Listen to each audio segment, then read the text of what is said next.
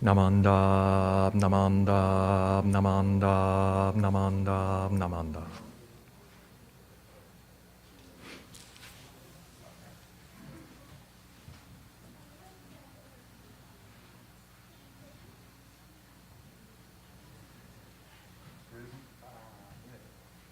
Good morning, everybody. Happy Bodhi Day! Woohoo! It's Bodhi Day today, so thank you for joining us for our first Dharma School service, and then we'll be having our Dharma family service afterwards. So what we'd like to do is our Nembutsu Chanting. So we'll be chanting Namo Amida Butsu, the Nembutsu. I'll do it once, and then we'll do it 5 times together, okay? Namo Amida Butsu. Namo Amida Butsu. Namo Amida Butsu. Namo Amida Butsu. Namo Amida Butsu. Namo Amida Butsu. Namo Amida Butsu. Namo Amida Butsu. Namo Amida Butsu. Namanda, namanda. Namanda. Okay, good morning, everybody, once again. So today, we're doing Bodhi Day. This is one of our special services throughout the year. So do you remember Hanamatsuri? That's the one with baby Buddha, right? He looks like this. He's going like that, right? That's the baby Buddha. So that's kind of like part 1. And then today is kind of like Hanamatsuri, the sequel. Right? This is the next one. This is Bodhi Day. So this is when Shakyamuni Buddha got enlightenment. We're celebrating when Shakyamuni Buddha became awakened. So maybe we could say Happy Bodhi Day to Shakyamuni, Happy Awakening Day. So that means that Shakyamuni woke up. Right? So it implies he was sleeping before, right? But then he woke up. So he woke up from the slumber of samsara, right? The 3 poisons, greed, anger, ignorance. We're kind of like sleepwalking with the 3 poisons, but he woke up from that. But what did he wake up to? So if he woke up from that, what was it like? So I think that's what a lot of Buddhism is, right? We think of Buddha's teachings, impermanence, interconnectedness or interdependence, emptiness, compassion, right? He woke up to all these different things. So throughout the year we hear about impermanence, right? Nothing lasts forever. Things are always changing. Interconnectedness, we're actually all connected in ways that if we're not awakened, we don't realize. Okay? So that's Shakyamuni Buddha waking up. But then I think it can also mean, wake up, you, if you're online, or you, if you're here, right? To wake up. Shakyamuni Buddha inspiring us to wake up. So then what can I wake up to? So I was thinking, I came up with something BYB, not BYOB, BYB, Be Yourself Buddhism. But this is maybe BYBSB, Be Your Best Self Buddhism. Be your best self Buddhism, right? So that you don't have to be perfect. But maybe if we listen to Buddha's teachings, right, that maybe that can help me be the best me that I can be, right? That I think that Buddha's teachings can help you be the best you that you can be, okay? So there's kind of, right, there's Shakyamuni Buddha is like the ideal, right? If only I could be a Buddha, but that's really hard. So in addition to aspiring for that, we can also think about, how do I want to be?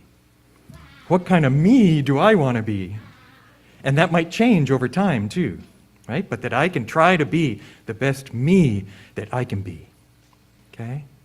So I was thinking, do you remember this song, Amida Buddha is with me? Let's do it again. Do you have it? Let's do it. There's two versions, right? So to me, the first version is kind of like thinking about the best, the absolute best, happy all the time. But then the next version, we'll know when we read the lyrics. So let's do the one of them says, new lyrics. Don't do that one. Turn it over. So it should be the one that just says, Amida Buddha is with me, Yumi Hojo, okay? Hit it, Steve.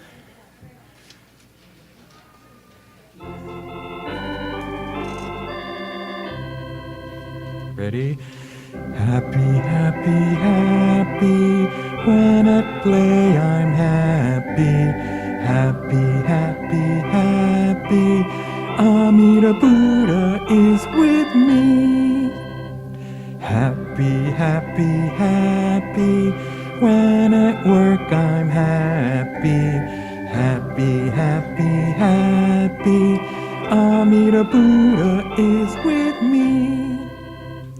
Happy, happy, happy, when at school I'm happy. Happy, happy, happy, Amida Buddha is with me. Happy, happy, happy, when at church I'm happy. Happy, happy, happy, Amida Buddha is with me. So that's the ideal version. Happy all the time. Happy, happy, happy. Happy, happy, happy, happy, right? Which is good, right? We want it to be great if I could be happy all the time. But the reality sometimes for me, flip it over. All right, take it away, Steve.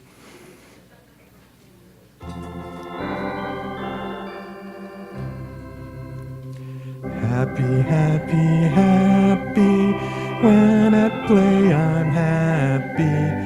Happy, happy, happy, Amida Buddha is with me.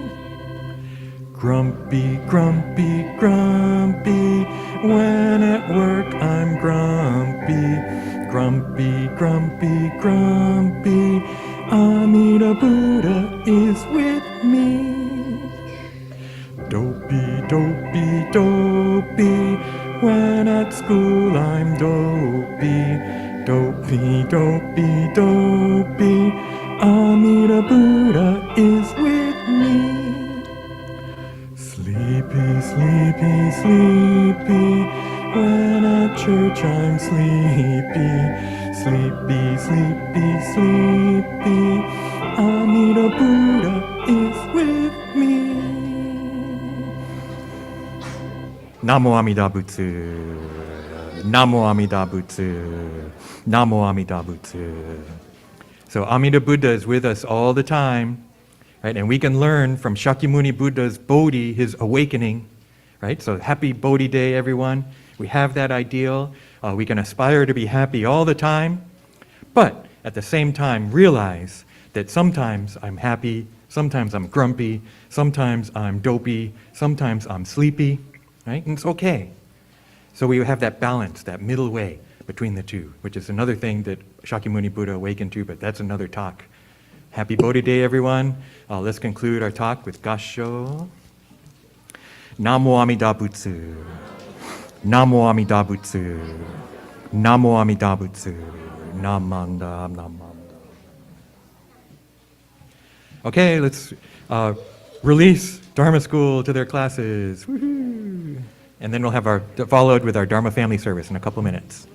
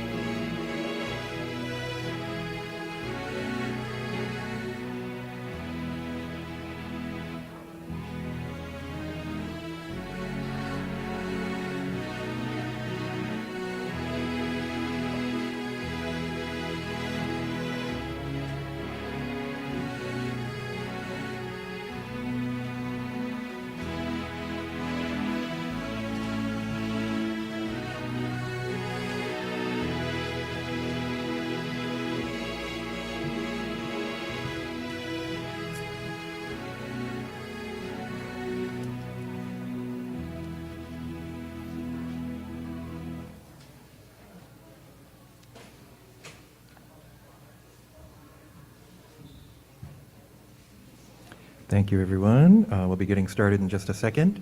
For those of you online, you might notice our Bodhi Day picture there with the Bodhi Day written in yellow. So that's the front of the temple this morning. And on the right, you can see the Bodhi tree. So we do have a Bodhi tree out in front of the church, and I'll talk about it a little bit during the talk.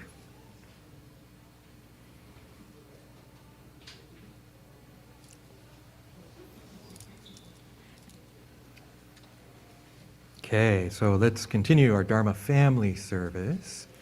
We'll be chanting Juseige, and it's on page 23 in the small purple book.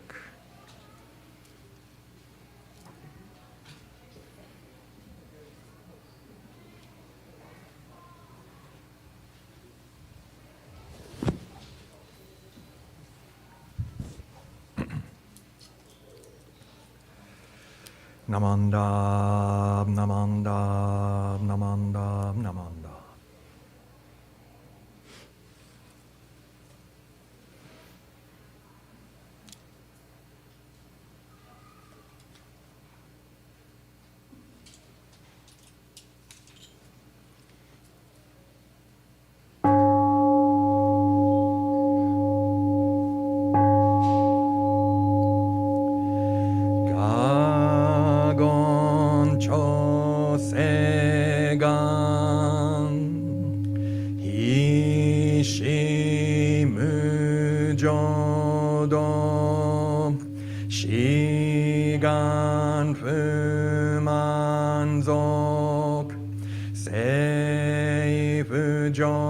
Shogak Gaomunyoko Fuidai Seshu Fusai Shobingu Seifu Joshogak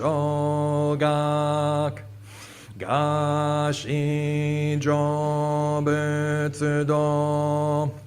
Myosho Chojipo Kukyo Mishomon Seifu Joshogak Ryokujin Shonen Jo Eshu Bongyo Shigumu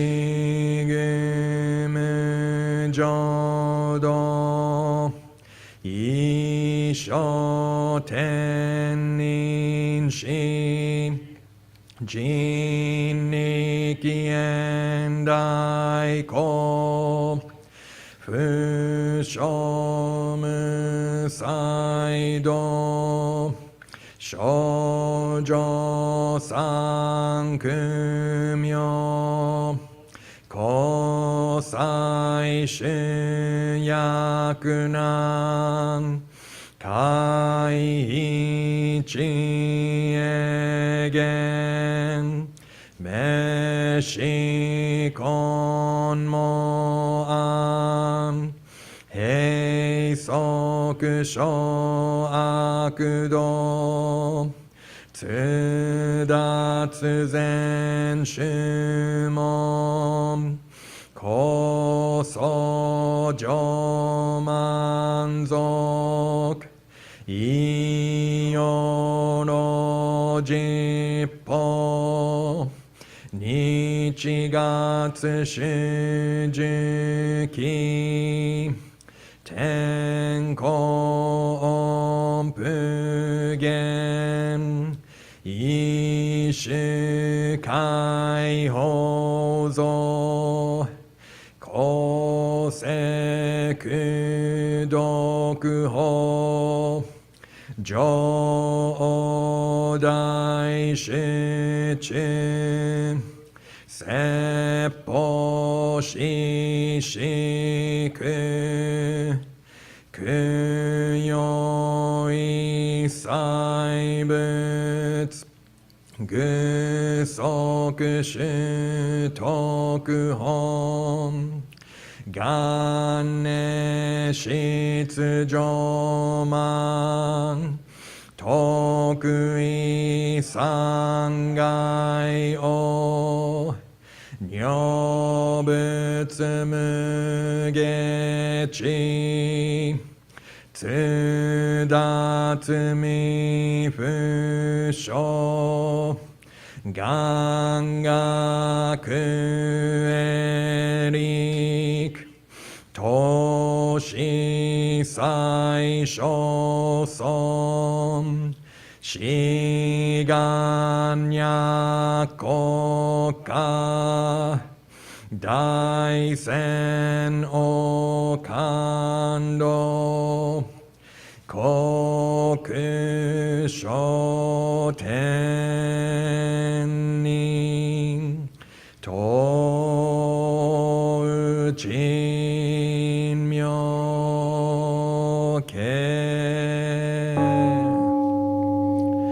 Namo Amida Butsu Namo Amida Butsu Namo Amida Butsu Namo Amida Butsu Namo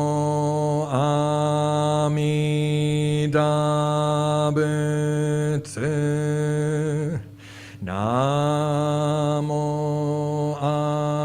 Amida Butsu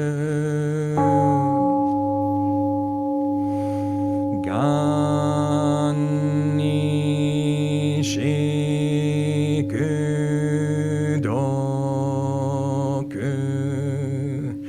Byodo seisai Dohoten bodaishin Ojo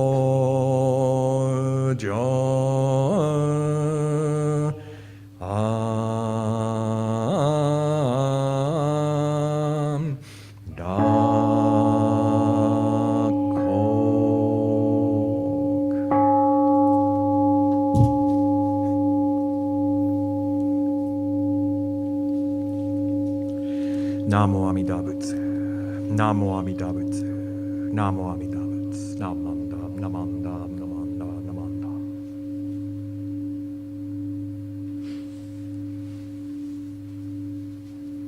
Okay, next let's recite the three treasures, which should be on page 3 in the small purple book.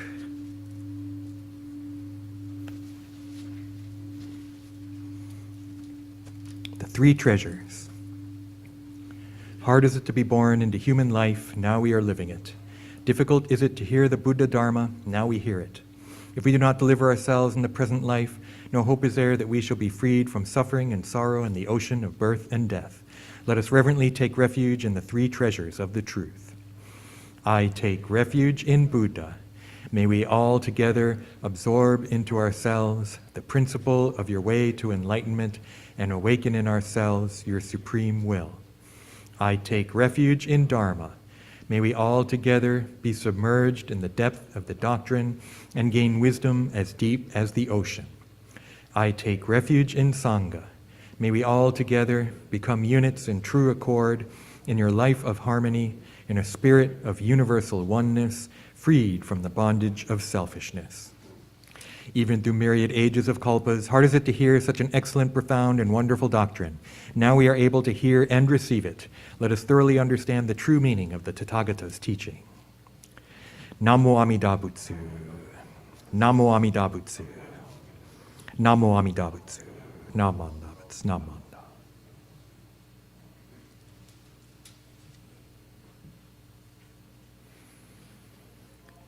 Okay.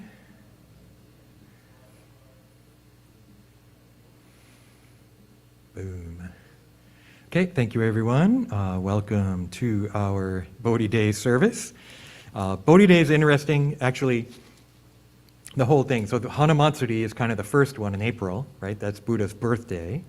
And then December 8th is Bodhi Day. So it's not today, technically, but we're observing it today here. So that's Buddha's awakening. And then Nirvana Day in February 15th or 12th or something. So that one is Shakyamuni passing away. Right? So these three services are these important life events in Shakyamuni Buddha's life. Now you might have heard of Vesak. Vesak, if you keep your ears out for that one, it's usually around April or May because it's lunar calendar. And that's what the Southeast Asian, the Theravada Buddhists, kind of do all three with that one service. So Vesak includes all three of those, although I think we often think of it as the birthday. Hanamatsuri is the Japanese version of Buddha's birthday. Hanamatsuri means flower festival, right? Which may be related to the kind of garden where Shakyamuni was born. But that we do on April 8th, but that's solar calendar, right? So that's one of the reasons why the holidays are different sometimes, even Nishi and Higashi Honganji sometimes. We do solar, Higashi does lunar, right? So that's why some of the dates change, this whole solar and lunar thing. We also do Shinran's birthday, Gotane in May, right? And then Shinran's memorial, Hoonko, in January, right? So we do Shakyamuni's birthday, Enlightenment Day, and memorial. We do Shinran's birthday and memorial. So it's kind of interesting, right? That some of our holidays, right, our special services, are related to these figures, right? These important figures or founders, we could maybe think of them in our tradition. There's also Amida Buddha, right? So we do Shakyamuni stuff and we do Shinran stuff, but Amida Buddha, even though there's a text, the Annakushu says Amida had a father and mother, but Amida's kind of like meta-historical maybe, right? Maybe not a historical figure the same way Shakyamuni Buddha is someone who like really existed 2,500 years ago. I think of Amida Buddha, right? He was a king before, kind of like Shakyamuni, right? He became Dharmakara Bodhisattva, but I don't see him as a historical person.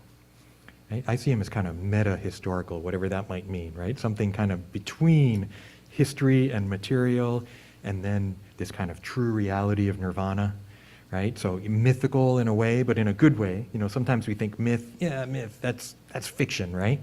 Not like that. Myth in the sense of this is truth speaking to us in something maybe bigger than just the material, just history, right? So we have those different figures.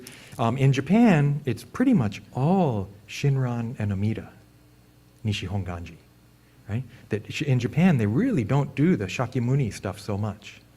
I remember being in Japan for Hanamatsuri, and they just had this like table with the elephant and then baby Buddha so you could bathe him at the entrance, right? It wasn't a special service. They didn't do any special observance. They had that out there, but it's not a major thing like it is here. Right? So that's one aspect of Jodo Shinshu that can be kind of confusing maybe, this relationship between Shakyamuni Buddha and Amida Buddha. But that's one of the things I like about Buddhism. There's not just one Buddha. Buddha's not like God, right? It's not monotheistic. It's different, right? That's a really interesting aspect of enlightenment. It's not just Shakyamuni. That Shakyamuni taught anyone can achieve awakening. It might be really hard, but anyone can achieve awakening, ideally, right? And he's not the only Buddha. There have been Buddhas in the past. There will be Buddhas in the future. There are other Buddhas now, like Amida, for example, right? So it's different in that way, I think, than the Judeo-Christian Muslim religions, right? That those religious traditions that are monotheistic, right? It's different in that sense. That awakening is speaking to us always. And actually, we can become awakened.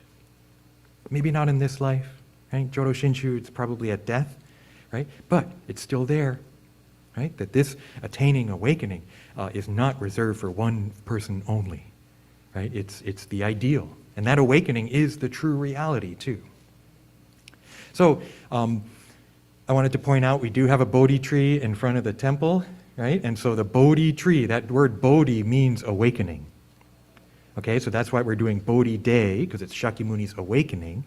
And the Bodhi tree is the tree that Shakyamuni attained enlightenment under in India, right? And so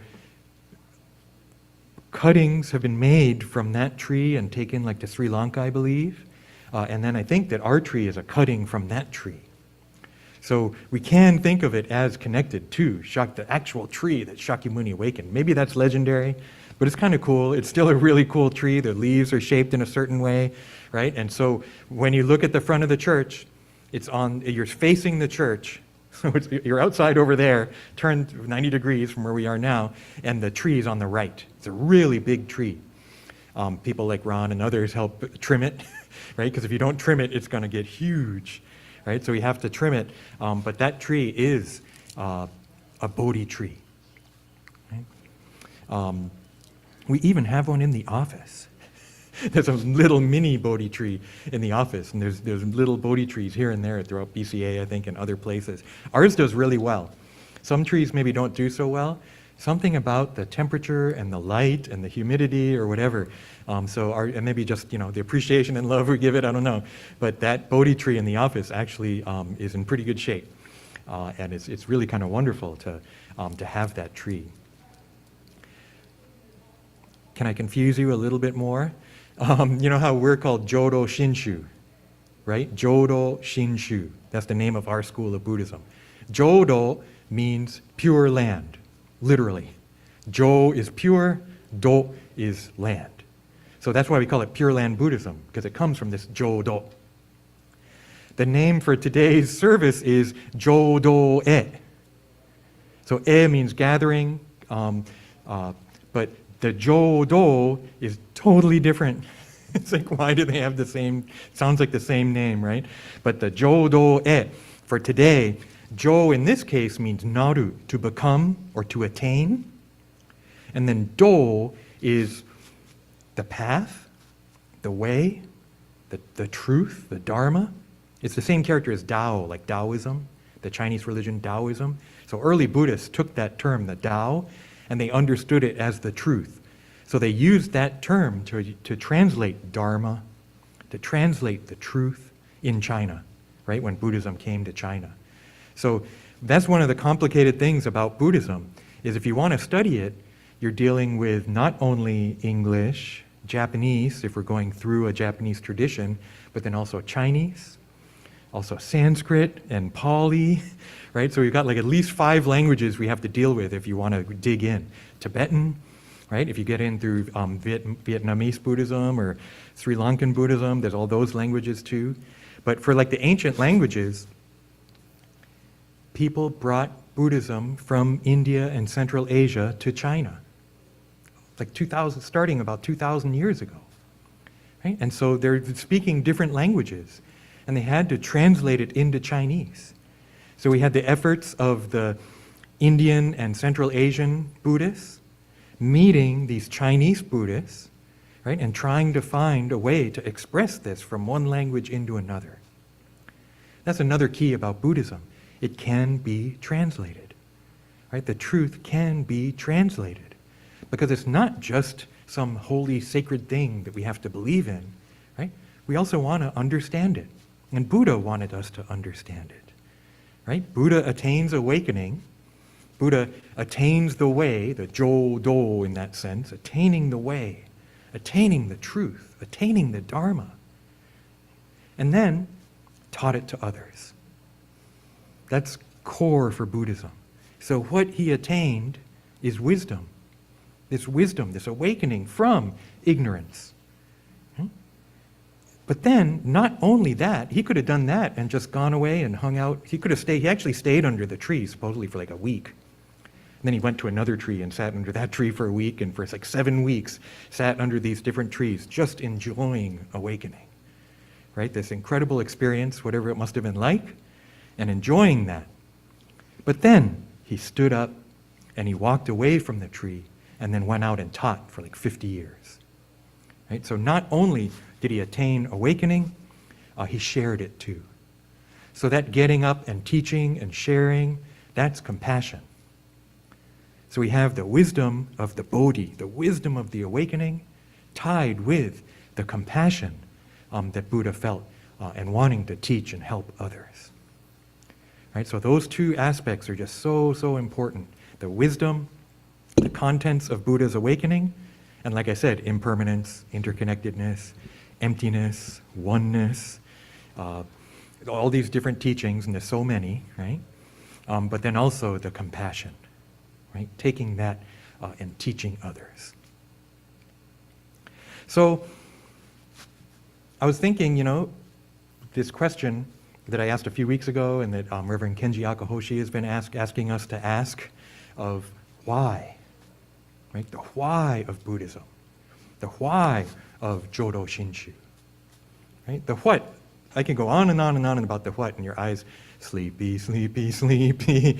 When Reverend Bridge is talking about doctrine, I get sleepy, right? It's like, it can get, it's kind of too much of the what sometimes. But so the why, what does Shakyamuni's awakening have to do with me? Because in one sense, I think in our tradition, we have a kind of recognition that I can't become Buddha on my own. Right? That to become a Buddha takes so much. Right? It requires incredible meditative skills. It requires incredible discipline, right? Becoming a monk, maybe. It requires selfless giving and selfless activity. So if I have to go through all that stuff, I can't do it. I'm not going to do it. I'll just be honest with you and myself. Right? I can't attain awakening on my own. My ego will always get in the way. But Jodo Shinshu is a teaching where we can encounter the Dharma. We can be Buddhist. I like to think we can aspire for these ideals. Aspire for these ideals of wisdom and compassion. Okay? But at the same time, with a recognition of how difficult that is, and seeing myself as I truly am, unawakened. So the experience, in Shakyamuni Buddha's awakening, this Bodhi, you might hear a term satori, right, or satori in English, right, satori. Satori is a Japanese term, maybe used more in Zen, right, of something that a Zen practitioner may be trying to achieve. Yeah, I want to get satori, so I'm going to sit in meditation for as long as I can and, over a long, long period of time. We don't use that term satori in Shinshu, but we have a term called shinjin, right? Shinjin. Shin is, it used to be translated as faith. The jin is also shin or kokoro, mind, right? But I think in the past, 30, 40, 50 years, they've moved away from the faith, right? Because faith, I think when I hear faith, there's kind of an assumption of maybe blind faith, right? Of a kind of unquestioning faith or just believing without understanding maybe. But so that's why I think they changed more for Shinjin to translate it more as maybe the entrusting mind, entrusting in the Buddha, rather than believing in Buddha, having faith in Buddha, more an entrusting. And maybe that word doesn't help. I'm used to it, right? Because I've been studying this for 20, 25 years, so I'm used to that word entrusting. It'd be interesting to hear what you think of it. To me, it does have a sense of trust, right? And where does that trust come from? And to me, I think part of it is hearing these teachings, but then trying to put them into practice in my daily life. Trying to live various teachings, right? Whether it's impermanence, finding impermanence in my life, finding interconnectedness in my life, finding wisdom and compassion in my life. And maybe through that experience, right, realize, oh, okay, yeah, this makes sense. I mean, maybe that's one version, right? Where you don't believe it because I'm telling you to, or because someone else told you to. Even Shakyamuni would say, don't believe this because I tell you to, right? You have to experience it. You have to put it into practice and live it. So, and I remember myself as a student, at IBS. I moved out here, I got really into Buddhism, and moved out to Berkeley 1996 to go to school, and it took a long time of studying and living with other people and going to different PCA events and everything. But I remember at one point being like, whoa, yeah, like it seems true, right? It seems right that I trusted Shakyamuni, right? I wasn't being tricked. And maybe this is a good thing about Buddhism, because I think a lot of Americans, we don't want to get tricked, right? Oh yeah, religion, they're just out for money. They just want power, right? Religion is about taking advantage of people, right? I hear those all the time, whether it's on Facebook or just people I meet, right? And so I think there's a great distrust of religion. So for me, I remember feeling this sense of, okay, yeah, I trust Shakyamuni Buddha. Even if I can't experience what he experienced, I still trust that these teachings are true. And I find in my life that it makes sense, right? And that it's having an impact on me. So maybe that sense of trust for this Shinjin, right? This entrusting mind. But I think it could go even further. And in my class, I'm using this book by Takamaro Shigaraki. So Shigaraki Sensei is a kind of famous Jodo Shinshu scholar, Nishihon Ganji scholar. He was mentor to several of my mentors. He's passed away, but I was able to meet him and hear him teach and everything. Mika and I even accompanied him from Japan to the United States for a trip, right? So just so that he had someone with him when he was coming over here to teach. He talks about this Shinjin as the awakening of wisdom, right? So that if this Shinjin is awakened in you, that maybe you get a taste of Buddha's wisdom. You get a taste of Buddha's enlightenment, right? Truly touching the Dharma, right? Not just hearing impermanence and being like, oh yeah, that makes sense, but experiencing it. Right? The interconnectedness too, right? To truly experience interconnectedness and realize all things are connected. The individual is not important. The individual only exists in the context of others. Everything only exists in the context of others. I would think to awaken to that, right? That sounds cool to me, to have this experience I would personally, I would think it would be kind of a cosmic experience, a kind of like, wow, I've heard stories, there's a member who, she's long since passed away, but she told me she walked out a temple once and just everything, all of a sudden she had this blinding light, this flash of light, and she was changed. She saw things in a way she never saw before. She told me she used to be really selfish and difficult, but then one day she walked out of church, this church, maybe it was in the old location, but it was this building. She walked outside, boom, this blinding flash of light, and she realized, how could I have been so selfish? I didn't realize how much people were doing for me. So that's part of the wisdom of Shinjin, I think, is this deep insight into oneself. Deep insight into myself so that I see things in a different way. Because normally we only see like this. I only see from here out. I can't see myself normally, right? I'm just sitting here judging everybody and complaining and whatever, falling asleep in class or whatever, right? But all of a sudden, boom, wait, there's more than that, right? And an insight, deep insight into oneself. But maybe too, a deep insight into reality is possible, according to Shigaraki Sensei, right? That maybe the Shinjin brings something even bigger than that.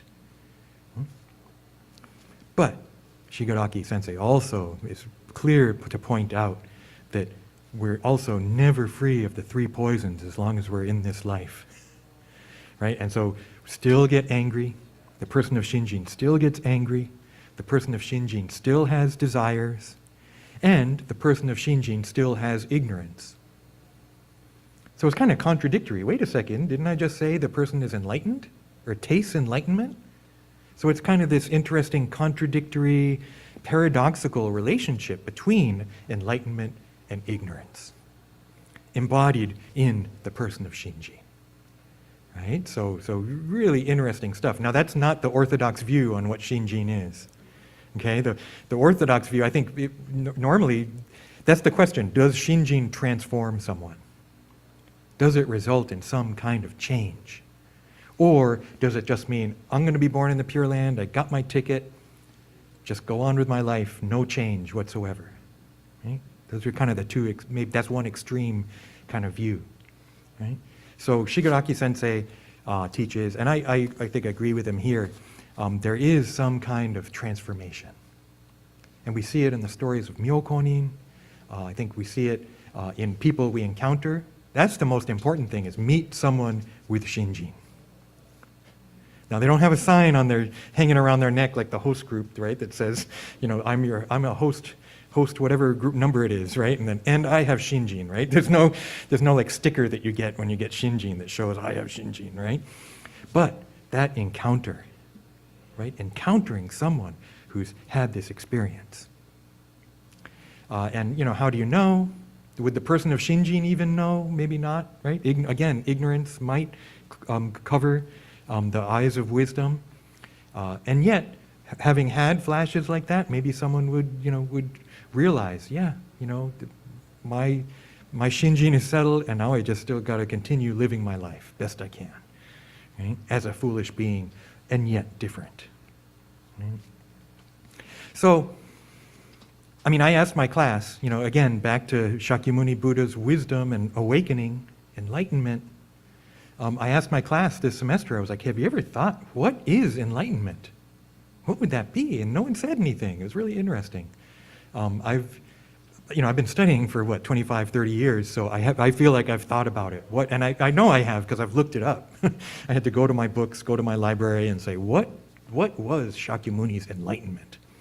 And there's different stories, everything from just realizing the 12-fold chain of causation, just awakening to a kind of interconnectedness, all the way to like cosmic vision of multiple cosmoses, bodhisattvas and Buddhas everywhere in the Avatamsaka Sutra, right? There's all these different texts, right? From the Pali text to various Mahayana texts of what would enlightenment be like?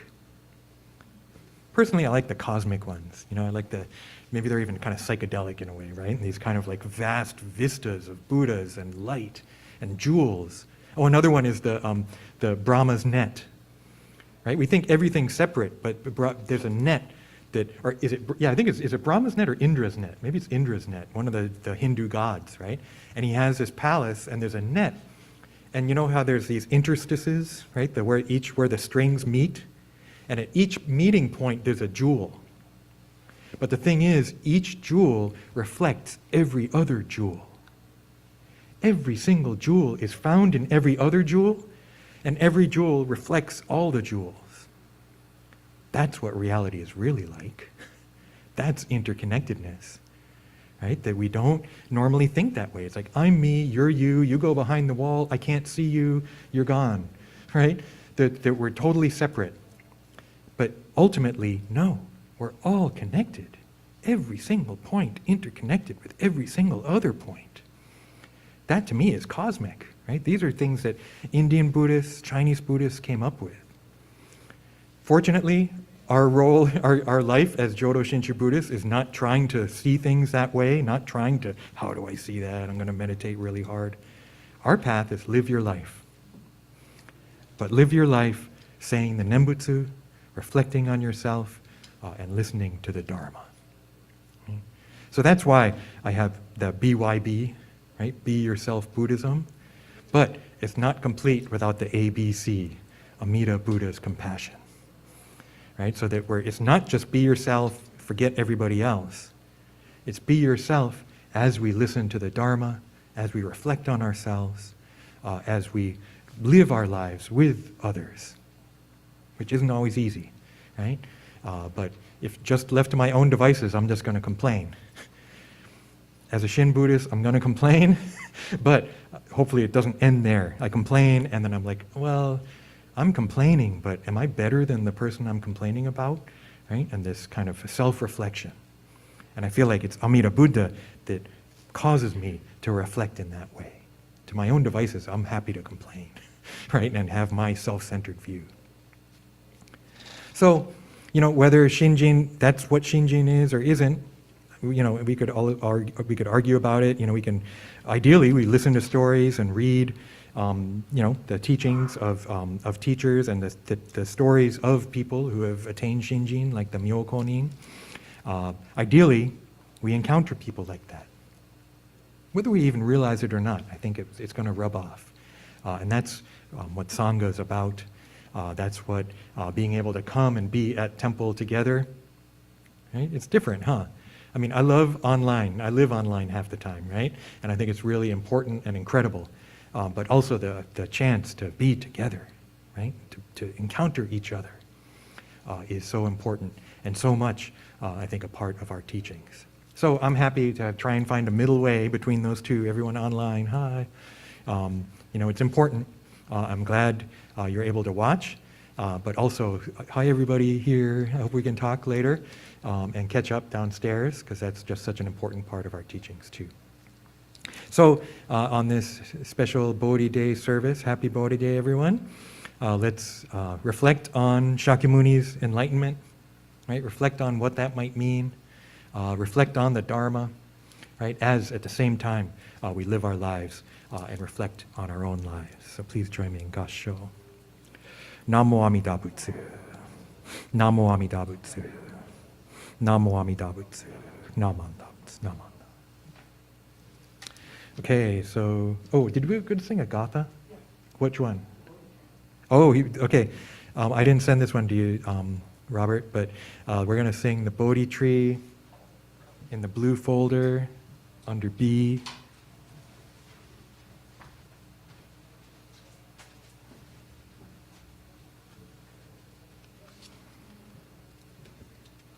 This is one of the Gathas by Linda Castro.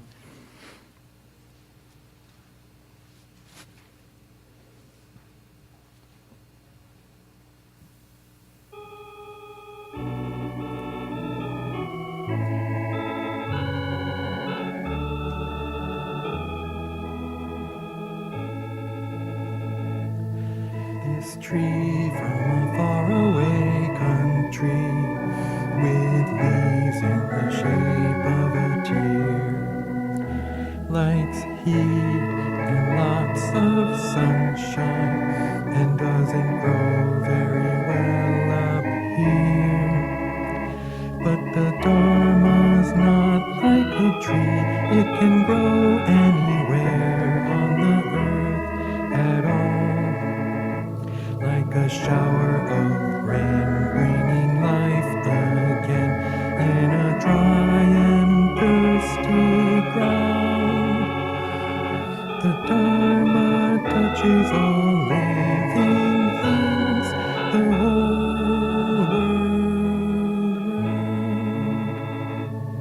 You may live in a very large city, or in a village up in mountains above. You may speak Chinese, English, or Pali, but we can all speak the language of love. For the Dharma's not like a tree, it can grow anywhere on the earth at all, like a shower of rain bringing life again in a dry and thirsty ground. The Dharma touches all living things, the whole world round. Namo Amida Butsu. Namo Amida Butsu. Namo Amida Butsu. Namanda. Namanda. Okay, I'd like to turn it over to Robert Noguchi for announcements.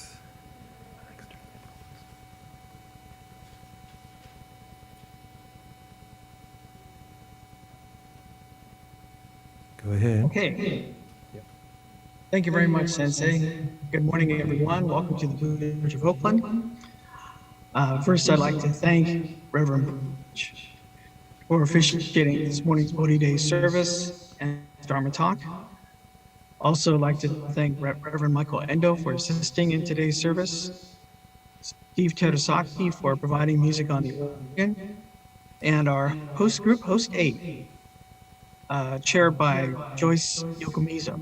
Thank you very much for providing hospitality to the folks at the temple today.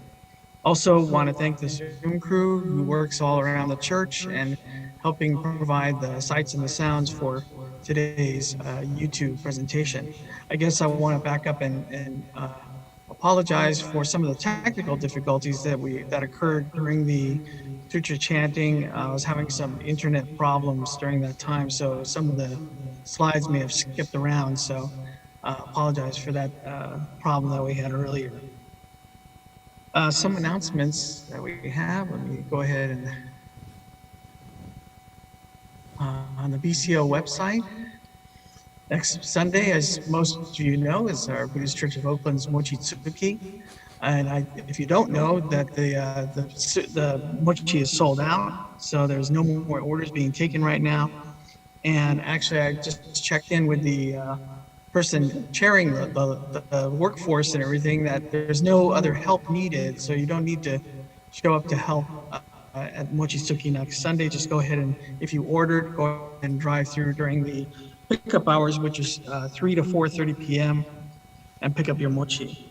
I was told that the Eden group is having a Mochitsuki on Saturday the 10th, and I believe the information is on our website if you're interested in that. Also, the BCO Dharma School is hosting a toy drive, and you could drop off at Mochitsuki next Sunday. Supports the Oakland Street Level Health Project.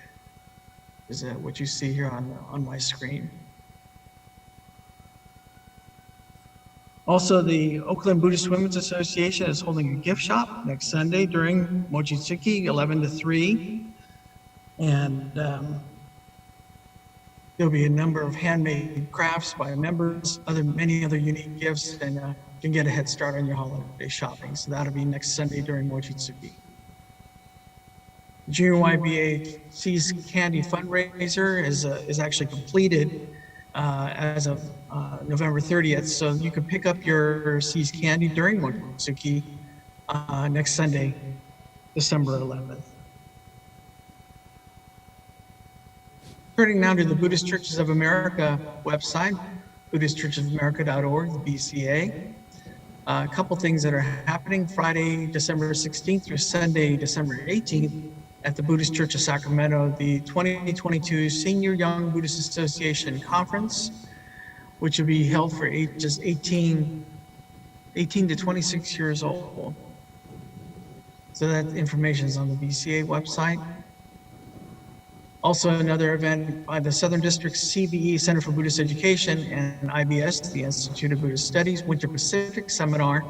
The top of the flyer is kind of cut off, but it's Hope from Shinran's Perspective, an in-person and virtual event in English and Japanese that's being taken place at the Los Angeles Honpa Honganji Buddhist Temple, featuring Professor Jessica May and Reverend Yasushi Kigoshi. That is on Saturday, January 28th.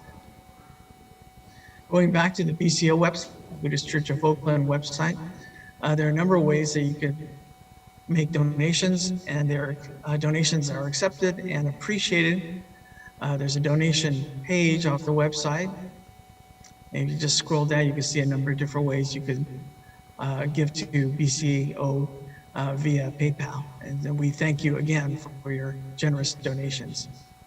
That's all I have. Oh, I'm sorry.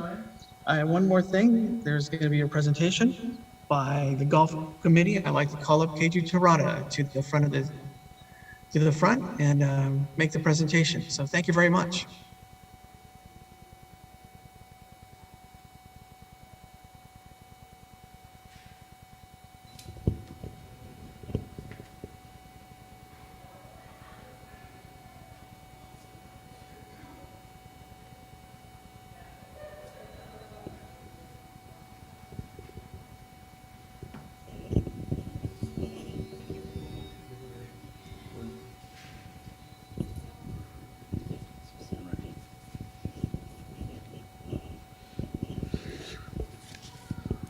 Hope you can still hear me through this mask. Good morning, everybody. My name is Keiju Terada. The BCO Golf Fund Day Committee held this annual tournament on September 26th over at the Berkeley Country Club. And it was a successful event attended by over 60 golfers, including guests, the Bishop Marvin Harada, excuse me, I had Harada, sorry, blanking out here, and former Bishop Reverend Kodo Umezu. It was, as mentioned, a very successful sunny day, and I would like to thank all the golfers, the people that donated to the event, all the volunteers, and the Golf Fund Day Committee, all of whom, without their help and participation, this event would not have been successful. So on behalf of the committee, I'd like to present the proceeds from the tournament to BCO President Norman Yoshida for the amount of $6,000.